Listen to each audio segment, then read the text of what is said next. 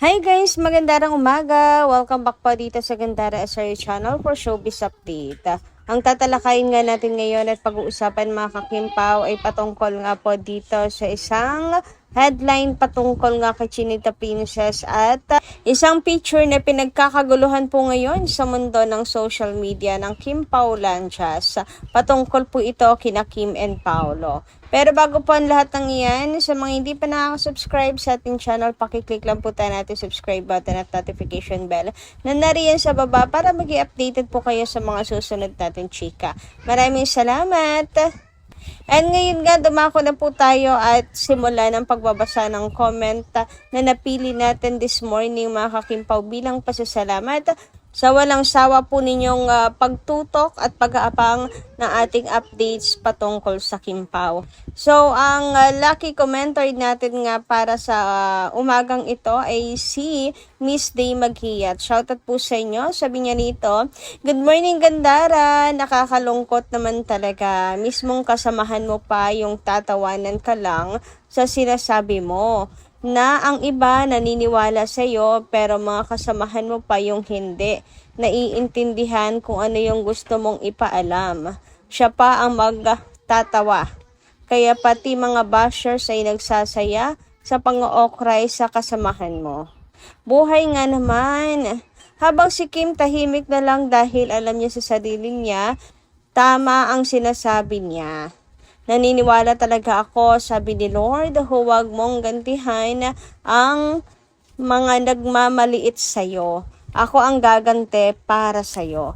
Kaya yon ang balik kay Kim. Ang ibinibigay ni Lord, ang blessing na nararapat kay Kim dahil sa hindi niya pagganti. Napakabuti ni Kim para i-bash ng kasama niya sa work nila. Yung sinasabi ng isang nag-comment na bardagulan lang daw nila. Hindi naman ganon ang bardagulan nila. Isa ding panghihiya yun. Kung mahal mo ang kasamahan mo, tama na nga rin. Si Paolo, magpahinga na muna si Kim at matigil na muna yung mga basher. At sana din yung mga kakimpaw, kung medyo tahimik si Kim and Paolo, unawain natin sila. Huwag nating mayat maya hinahanap kasi nakakaawa na sila. Hindi sila tinitigilan ng mga utak biya. Napapraning na ang mga bashers sa nakikita nilang mga magandang nangyayari sa Kimpaw. Kaya dalang-dala sila sa pagkainggit.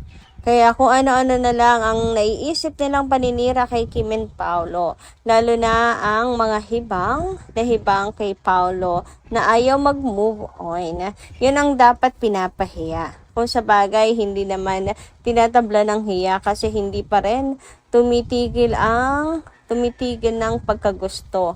May gapak na nga ata sa ulo. Salamat Gandara at good AM. Ingat po kayo lagi. About po dito mga kakimpaw, hindi lang siya bardagulan mga kakimpaw. Yes, alam naman natin na may bardagulan po sila and bawal pikon, syempre, para sa kagaganda at kay-entertain ng show. Pero hindi na po ito bardagulan lang mga kakimpaw. Ito po ay parang hindi nila makita yung point ni Chinita Princess. Tapos parang tingin nila pinipilit na lamang ni Kim yung sinasabi niya, kaya tinatawanan nila si Chinita Princess. It's not bardagulan. Tingin nila mali si Chinita Princess. Tapos pinipilit pa ni Kim, kaya sila natatawa.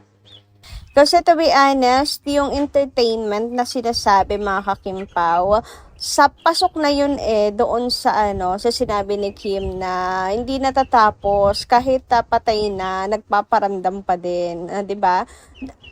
Ando na yung entertainment, hindi na kinakailangan pang pagtawanan si Kim dahil pinipilit pa ni Kim yung sinasabi niya, 'di ba? Yun yung point kung bakit sila tumatawa kasi sabi ni Vice, si Kim daw talaga lagi pong may gustong patunayan, para laging justify kahit hindi kailangan, justify lahat ng mga sinasabi ganon. dapat it ends na doon sa kahit patay na, 'di ba? Nagpaparamdam pa rin. So limitless talaga, hindi pa rin tapos kahit hanggang sa mawala yung buhay. Tapos na doon yung entertainment, mga kakimpaw. The show must go on na. Pero hindi, mga kakimpaw. Pinagtawanan pa nila si Chinita Princess. Dapat nagtawanan na lang silang lahat sa sagot ni Kim. Pero hindi di ba? Samantala, dumako naman po tayo, mga kakimpaw, dito sa next topic natin at patungkol nga ito sa Filipiniana gowns ni Chinita Princess, mga kakimpaw, during the tawag ng tanghalan grand final. So, sa kabila man po ng mga, alam nyo na, nangyari, may good news pa rin, mga kakimpaw. Sabi nga dito, always in the news.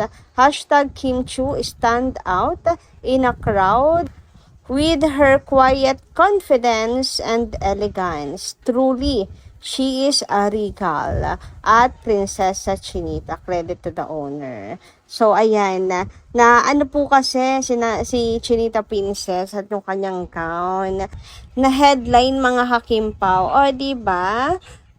Yung blessings kay Kimi talaga naman pong hindi mapipigilan kahit naman mga issues, pagsubok na dumaan sa kanyang buhay, mga kakimpaw.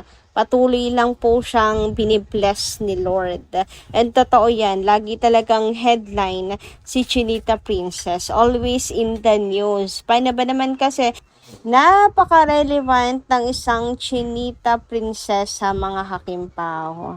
And sabi nga po dito sa headline, Kim Chu dazzles in Filipiniana gowns at tawag ng tanghalan finals. During Saturday's grand finals of the long-running singing contest on its Showtime, Kim Chu hosted in two stunning Filipiniana gowns. One white with butterfly sleeves and pearl details, then a bold red with a flowing train. John Folbeke from Region 3 claimed the grand winner title over finalist Charlie Palalisan and Janelle Silvestri.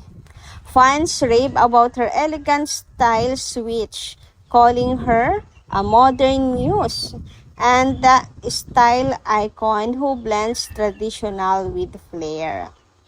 Ayan, siyang tunay, 'di ba, mga kakimpaw, napaka-relevant talaga ni Kimi. Kaya kahit konting kibot, ano man po ang gawin niya, kahit po ang kanyang sinusuot ay talagang nagte-trending at nagiging headline ng balita.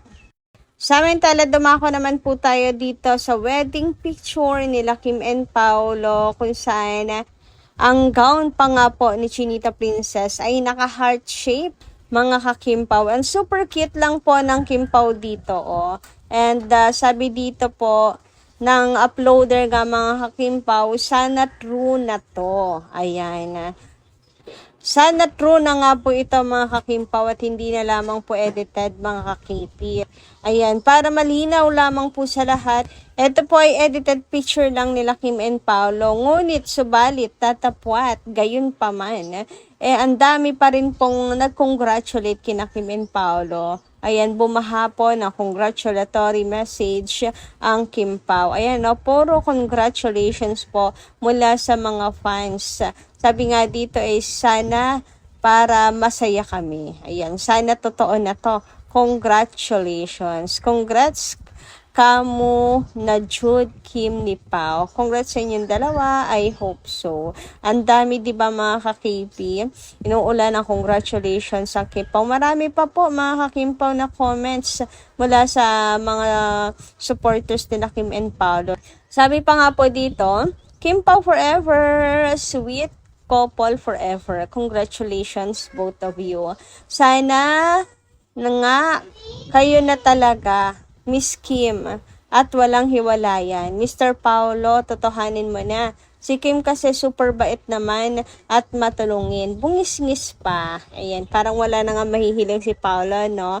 Kay Chinita Princess. Napaka-loyal pa po niyan ni Kimi Sobra po yan magmahal talaga. At kapag nagmahal po yan, ay stick to one po talaga yan. Pang ano po talaga siya, longer term. And sa sobrang longer, pang forever mga kakimpa, wala na pong katapusan. Ang ganda po talaga ng picture na to mga kakimpaw, oh. So, sino nag-edit? Meron po ditong, watermark, nakalagay ay ayan, ang hirap pasahin naman nung logo, nung pangalan, mga kakimpaw. Anyway, thank you so much pa rin po dito. Marami po ang naging masaya. And kahit papaano, 'di ba, nakikita kita po natin in the future kung gaano kagandang bride ni Kimi at kung gaano po kagwapo ang nag-aabang sa kanya na groom sa altar, mga kakimpaw. Looking forward for this moment talaga, mga kakipi. So kayo guys, ano yung masisay patungkol dito? Just let me know, mga kakimpaw. Mag-comment lang po kayo dyan sa baba. And pag-usapan po natin sa next videos natin. Maraming salamat! So, yun lang po muna na for today. Thank you so much sa pakikinig. Kita-kits po muli sa susunod nating chika.